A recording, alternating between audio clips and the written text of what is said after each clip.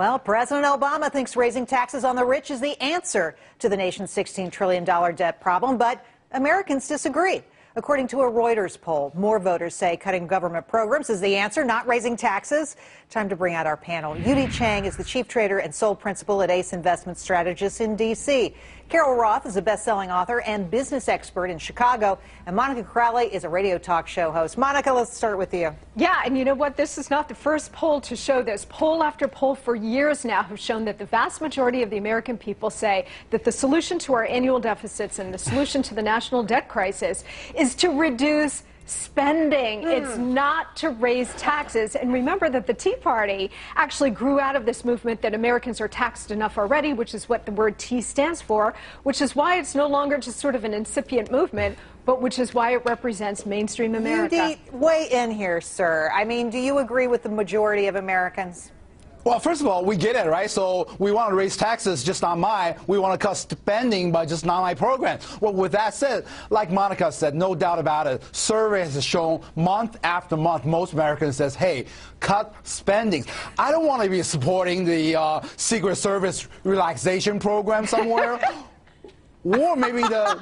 Is that what they're calling it now? Well, the GSA's extravagant parties, right? So absolutely cut spending first. And also, this poll also shows me that most Americans don't even understand between spending and also taxes. So I think tax system is too complicated. So you need a simpler tax system along with spending There's a cuts. lot of things that could be done here. Carol, what do you say?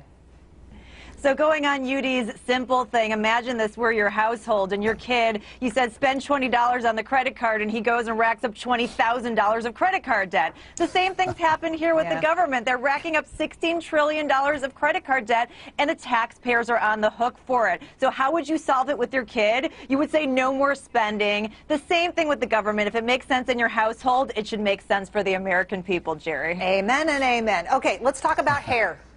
Former Senator and presidential candidate John Edwards will always be remembered for his expensive taste on the campaign trail, particularly his famous $500 haircut.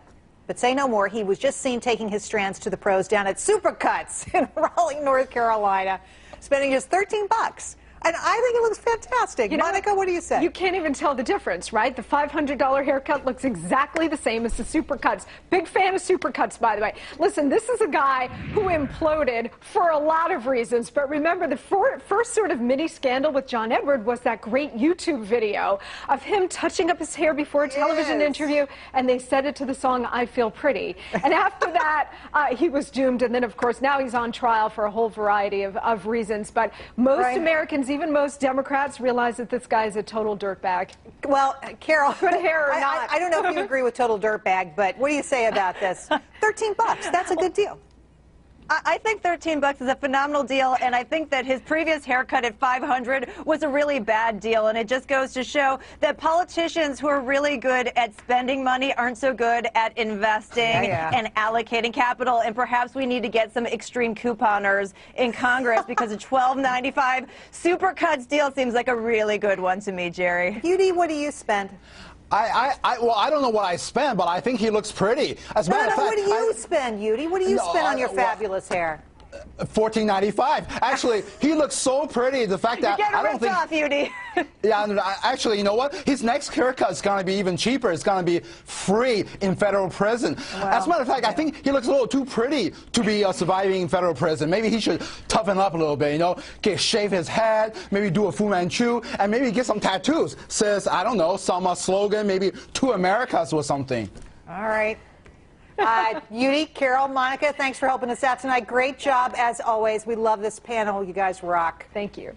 All right, we'll be right back with my 2 cents more and the answer to our question.